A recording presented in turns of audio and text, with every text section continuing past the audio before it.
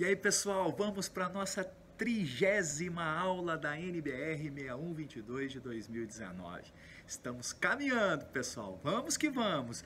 Nessa aula vamos continuar no capítulo 5, Ações nas Fundações. Vamos estudar as ações decorrentes do próprio terreno, ações decorrentes de água superficial, ações decorrentes de água subterrânea.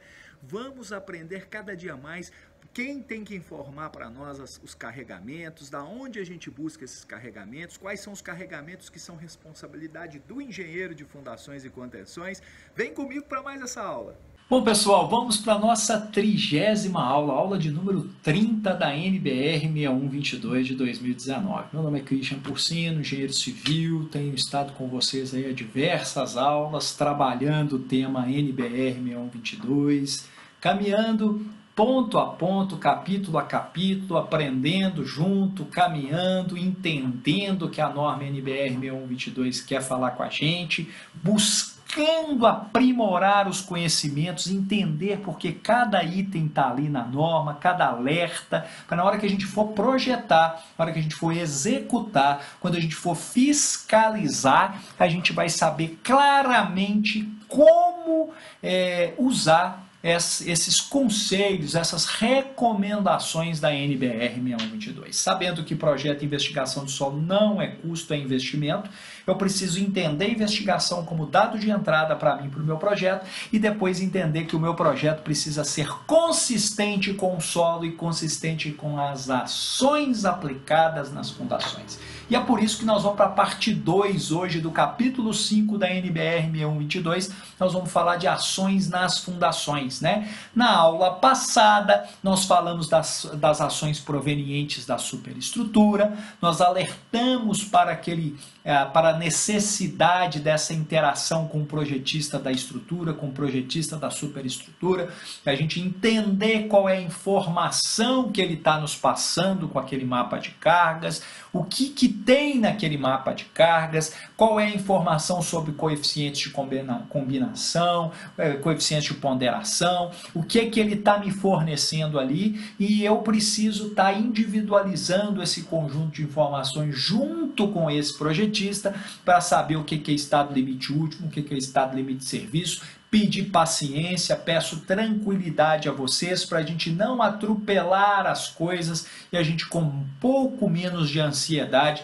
nós vamos caminhando pela norma e nós vamos entender isso e vamos botar cereja no bolo quando a gente estiver projetando e for buscar aí sim a norma que já está na nossa cabeça, nós vamos buscar aquelas informações aí, cara, vai ficar estupendo, vai ficar fantástico você entender fundações depois sobre esse aspecto onde você já entende uma norma, você já está com a teoria forte na cabeça. Quando você for fazer projeto, quando você for fazer execução, na hora que a gente estiver aprendendo isso aqui, especificando, fiscalizando, ninguém te passa para trás e você não vai ficar inseguro. Isso que é importante, né? A segurança das estruturas e das ações sendo aplicadas à segurança de fundações e eu entendendo as partes normativas de uma forma coerente, de uma forma segura, de uma forma onde eu aplico aquilo que eu conheço de uma forma responsável, mas acima de todas as coisas, eu saber aonde eu estou pisando. Eu preciso entender o que eu estou fazendo. Eu preciso fazer com segurança e só vou conseguir fazer isso como engenheiro, como um técnico, como uma pessoa dessa área, se eu souber o que eu estou fazendo. Aí sim, eu sou forte na teoria, eu sou forte na hora de resolver o problema. Eu consigo engenhar, eu só consigo engenhar com teorias boas na minha mente, conhecimento de métodos, conhecimento do meu solo, conhecimento das ações que tem na minha fundação.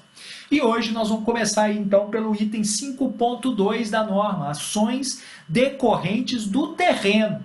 Eu falei das ações, né? Nós falamos das ações provenientes da superestrutura e agora nós estamos falando das ações decorrentes do terreno. Isso para nós de fundações e contenções é fundamental, gente. Eu preciso ter uma análise mais ampla. Eu não posso olhar só para o meu elemento estrutural. Eu preciso olhar para o meu elemento estrutural e o solo que o circunda. Eu preciso olhar o que é que envolve globalmente. Eu preciso sair do meu mundinho local e olhar globalmente. Eu preciso entender a conjuntura do meu problema. Tá? Então aqui a norma fala para mim o seguinte, nesse item 5.2, ações decorrentes do terreno. Devem ser considerados os empuxos de terra e empuxos de sobrecargas atuantes no solo. Ponto. Esse é o devem. Eu não tenho chance de pensar de outra forma. Eu devo considerar isso sempre, empuxo de terra e empuxo de sobrecarga atuante do solo. Para eu entender como considerar isso, eu preciso entender como calcular isso. Eu preciso entender como determinar isso. Eu preciso entender teorias de cálculo de empuxo. Qual teoria que é a mais confiável para determinado tipo de problema? Eu preciso entender meu problema, eu preciso entender de coeficientes de empuxo, eu preciso entender como calculá-los, eu preciso entender quais são os parâmetros de resistência importantes nesses cálculos. Então eu preciso entender geotecnia, eu preciso entender de solo, eu preciso interpretar corretamente os ensaios, eu preciso de ensaios corretos para que me dê parâmetros corretos. Isso é muito importante. Então, caso estejam previstos aterros contra a estrutura, isso é importante, eu preciso entender, vai ter um carregamento adicional da minha estrutura, eu preciso entender isso, eu preciso informar esse carregamento para o cara da estrutura, ele levar isso em consideração, ou na vizinhança da obra, que possa impactar, né, que aquele, né, aterro na vizinhança da obra, né, ele está previsto, ele possa ser um acréscimo de tensão em algum ponto do meu problema. Né? O projetista das fundações deve ser informado, o projetista das fundações deve buscar essa informação para se informar. Não é, opa, se quiser vem aqui a informação, eu estou aqui, a informação não veio, não, pergunte, questione, tem um checklist na ponta da língua para perguntar, para olhar, para descobrir. Visita a obra, cara, visita a obra onde, o local onde vai ser executada a sua obra. Vá ao local, pergunte, pesquise, olhe, né, no cheiro, sente o cheiro, vai no local buscar informação, tentar visualizar o que é que pode vir a acontecer, né? Tenha a sua bola de cristal bem ilustradinha, né? A gente brinca bola de cristal, mas se informe. Busque a informação, não fica aqui só no passivo esperando, não. Seja ativo, né? Busque a informação. Esses esforços devem ser informados ao projetista da estrutura. Nós precisamos informar para o cara. Né? O cara, teoricamente, o cara sabe calcular empuxo, ele não sabe definir coeficiente de empuxo passivo, ativo, repouso, ele não sabe definir ângulo de atrito, intercept de coesão, Coulomb, definir essas teorias, ele não vai saber isso. Nós temos que mostrar para ele qual é o esforço, aonde está aplicado, qual é a magnitude, a posição, o que interfere. Ele precisa dessa informação. Nós que vamos passar essa informação para ele. Então, abre seu olho, fica esperto, né? A interação entre as disciplinas é constante. O meu mundo não é separado do mundo do meu colega, não. Eu preciso de informação, preciso trocar ideia, preciso entender o impacto daquilo para a obra. Então isso é importante. O tipo de empuxo de terra, ele é ativo, repouso ou passivo? Isso é importante. Na teoria nós sabemos que isso é muito importante até em magnitude. O Ka, o Kp, o Ko, ele tem valores diferentes e isso implica em empuxos diferentes dependendo da forma onde a minha contenção, o que a minha contenção está provocando essa reação ou está sendo provocada na minha contenção, determinado tipo de ação ou reação em função de estar ativo, repouso ou passivo. Novamente, isso vai ficar muito mais claro quando a gente estiver calculando. E seu valor devem ser compatíveis com a deslocabilidade da estrutura. Fato, né? A estrutura tem que ser pensada para aquele valor, né? Para a magnitude daquele valor. Esse empuxo, quando assimétrico, influi na estabilidade da estrutura, provoca instabilidade que precisa ser estabilizada pela estrutura. Então eu preciso entender, eu preciso passar isso, eu preciso de uma forma clara e objetiva mostrar essa ação decorrente do terreno na estrutura. Eu preciso entender essa ação, eu preciso calcular essa ação, eu preciso determinar essa ação. Então isso é muito importante. Outros esforços atuam sobre elementos de fundação profunda. Olha quão importante isso é. Isso não vem em mapa de carga, não, né? Deve ser considerado, como foi o caso, atrito negativo, por exemplo. Gente. O atrito negativo é um efeito geotécnico, vamos falar assim, né? É um efeito geotécnico na parte estrutural da minha fundação. Eu preciso saber calcular, eu preciso saber aonde ele acontece, que tipo de solo que ele acontece e a magnitude desse acontecimento. Eu preciso saber acrescentar esse valor ao carregamento proveniente do mapa de carga da superestrutura. Carregamentos laterais devido a sobrecargas assimétricas, por exemplo, gente. Eu tenho sobrecargas assimétricas provocando carregamentos laterais na minha estaca que não estão previstos no meu mapa de carga da superestrutura. Então eu preciso entender meu problema.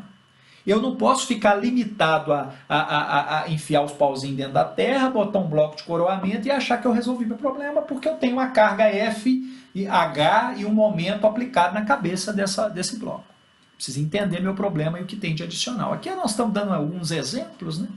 Como importante é eu conhecer empuxo passivo de empuxo ativo para estabilizar a minha estrutura, né?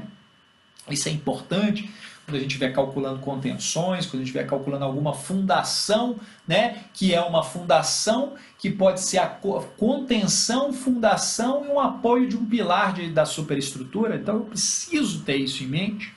Né? Então aqui aquela nossa famosa história que eu estou falando, né? O coeficiente o movimento da parede, né? No estado passivo, no estado no repouso, no estado ativo.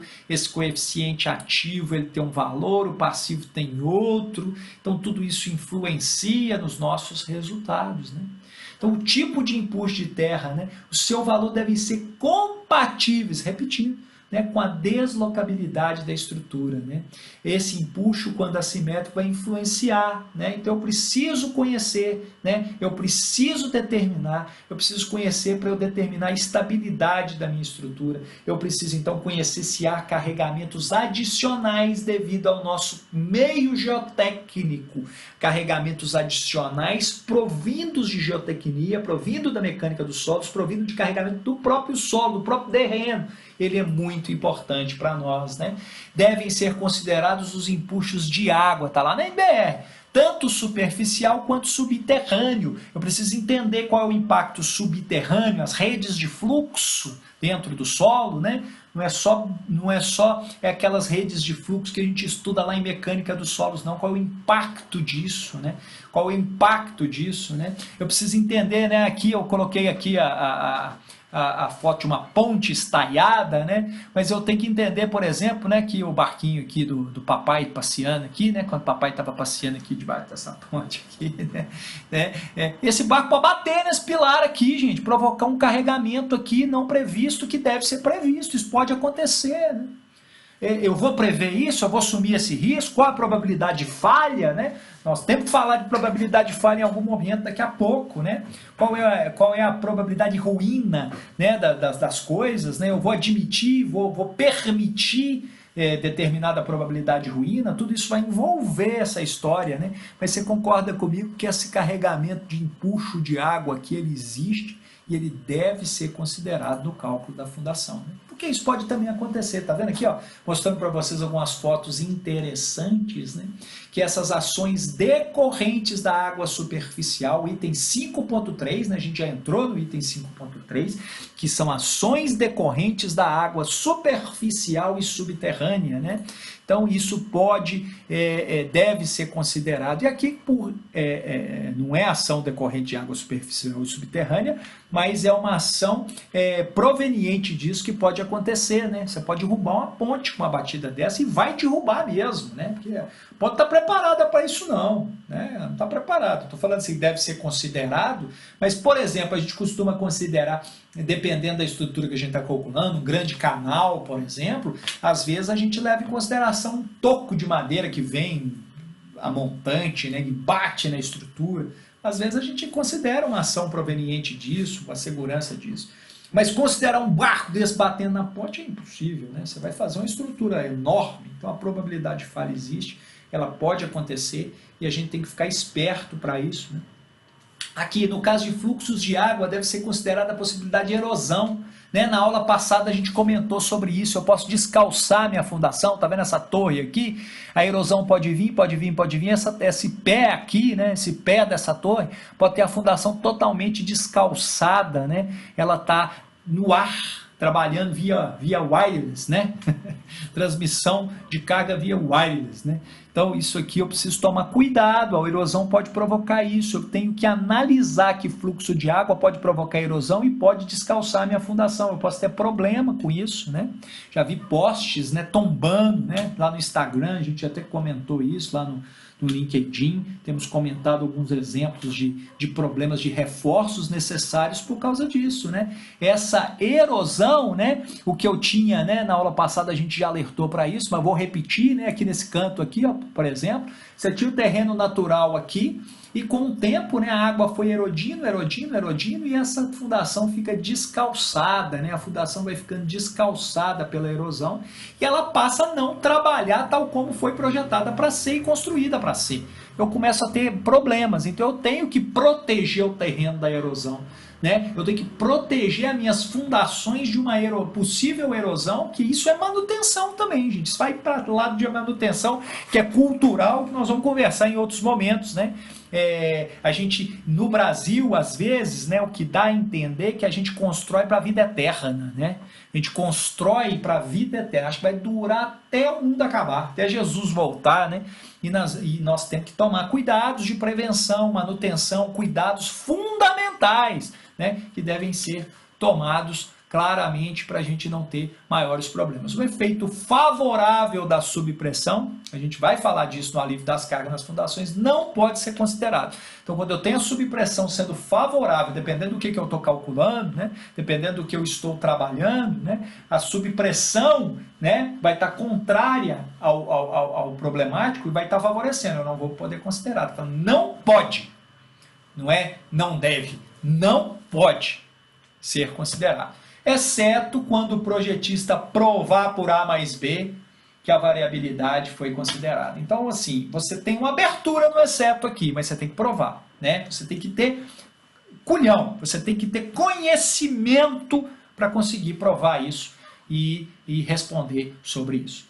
Acabamos mais uma aula, acabamos nossa aula de número 30, vamos continuar na próxima aula com mais ações nas fundações, vamos começar a entrar em fórmulas, tá, gente? Vamos começar a entrar em FK, em gama, em valores, em tabelas, em conhecimentos que vão nos aprofundar mais ainda no conhecimento da NBR 6122 de 2019, no que tange isso a projeto e execução de fundações. Espero que estejam gostando, espero que estejam compartilhando os links do canal com seus colegas de profissão, colegas de sala, colegas de especialização, de graduação, colegas de trabalho, e espero que eu possa estar contribuindo muito para a evolução profissional de vocês. Contem comigo, inscrevam-se também no Instagram, inscrevam-se lá que diariamente nós estamos postando informações relevantes para a sua vida profissional. Podem deixar comentários, podem deixar perguntas, podem deixar dúvidas, que a gente vai tendo conteúdo para evoluir, para caminhar, para aprender e para botar esse canal no top, no lugar certo, onde todo mundo vai estar consultando e aprendendo, e eu aprendendo mais, pesquisando, buscando informação, e vocês também, tá bom? Um abraço para todos vocês, deixe seu like, compartilhe e espero vocês na próxima aula. Um abraço. E aí, pessoal, gostaram dessa 30ª aula? Estamos caminhando realmente a passos largos pelo conhecimento dessa norma, hein? Aprendendo os detalhes, as maldades, o que a gente precisa saber de verdade para aplicar nos nossos projetos e nas nossas execuções de fundações. Conto com o seu like, com a sua inscrição, com a sua divulgação do canal e até a próxima aula. Um abraço para todos. Tchau, tchau.